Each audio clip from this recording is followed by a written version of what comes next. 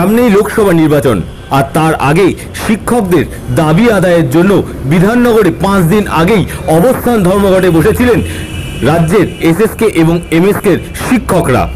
সারা রাজ্যে প্রায় 55,000 এসএসকে এবং এমএসকে শিক্ষকরা বর্তমানে কর্মরত রয়েছেন, কিন্তু তাদের দাবি প্রায় 9 বছর ধরে তাদের বেতন বৃদ্ধি করা হচ্ছে না। শুধু তাই নয়, তাদেরকে শিক্ষা দপ্তরের অন্তর্ভুক্তিকরণের দাবি নিয়েও এদিন তারা সোচ্চার হয় বিধাননগরের ময়ূখ ভবনের সামনেই। কিন্তু শিক্ষকদের এই অবস্থান কর্মসূচিকে কার্যত 2 ভাগে ভাগ করে দিল রাজনৈতিক সংগঠন। তার কারণ, যে ঐক্য মঞ্চ এবং মুক্ত মঞ্চের যৌথ উদ্যোগে এই কর্মসূচি নেওয়া হয়েছিল তা এদিনকে 2 ভাগে ভাগ হয়ে গিয়েছে। বিধাননগরের মেলা প্রাঙ্গণের পাশে ঐক্য মঞ্চের পক্ষ থেকে তৃণমূল সংগঠিত সংগঠন তাদের অবস্থান কর্মসূচি চালিয়ে যায়। ঠিক উল্টো দিকে, যেখানে ময়ূখ ভবনের পার অর্থাৎ যেখানে বিধাননগরের বিধানচন্দ্র রায়ের স্ট্যাচু তৈরি করা আছে তার সামনেই অবস্থান কর্মসূচি করতে থাকে মুক্ত মঞ্চের সদস্যরা।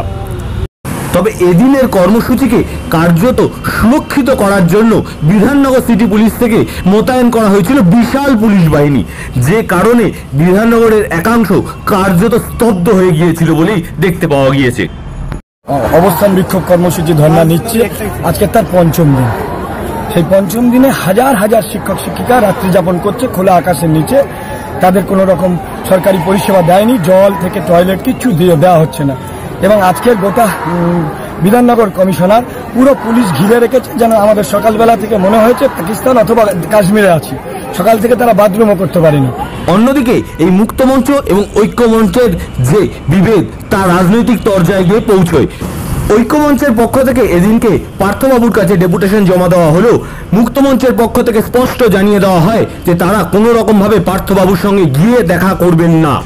কিছু যদি শিক্ষক নেতা নিজেদেরকে তৃণমূল বলে তথাকথিত, এবং তারা যদি ডেপুটেশনে যায় এবং মিনিস্টার যদি ডেপুটেশন নেয়, সেটা একান্ত তাদের ব্যক্তিগত ব্যাপার। আমরা এখানে বিজেপি তৃণমূল কংগ্রেস বলে নয়, কিন্তু আজকে সবারই হয়ে কিন্তু আমরা যাচ্ছি প্রতিনিধি হিসাবে। এখানে একই সঙ্গে ইনকলাব জিন্দাবাদ হচ্ছে, বন্দে মাতারাম হচ্ছে, আবার ভারত মাতা কি জয়। আপনার থেকে আসছিল যে ওই মঞ্চে সুজন চক্রবর্তী থেকে শুরু করে বিভিন্ন বাম নেতৃত্ব আসবে। এখন আমরা তৃণমূলপন্থী সরকারিপন্থী সংগঠন করি, পরিষ্কার। এই শোনার পরে আমি মহিদুল ইসলামের সঙ্গে আমরা বসে সব আলোচনা করলাম যে মহিদুল্লাহ, আমাদের এই অরাজনৈতিক মঞ্চে যেন কোনো রাজনৈতিক লিডার না আসে, এটা একটা ভুল বার্তা যাবে। বলো ঠিক আছে, তাই হবে। 4:30টার সময় দেখলাম যে সুজন চক্রবর্তী, অম্বিকেশ মহাপাত্র বা কারা কারা অলরেডি মঞ্চে আসলো। এর জন্য আমাদের উপস্থিত কিছু শিক্ষকের মধ্যে এটা নিয়ে বিতর্ক দানা বাঁধলো, তারা রুষ্ট হলো। এখন এটাকে নিয়ে একটা ভুল বুঝছে যে এটাকে আমাদের ফেলে চলে গেছে, তা তো নয়। অনশনে পরিণত হয়েছে আজকের থেকে। সেই জায়গায় আমরা পার্থবাবুর সঙ্গে আর দেখা করবো না, শিক্ষামন্ত্রীর সঙ্গে আলোচনা করব। এইবার উনি যদি আমাদের জন্য কিছু না ভাবেন, তাহলে কিন্তু 2 তারিখে আবার আমাদের লোকজন অবস্থানে বসে পড়বে।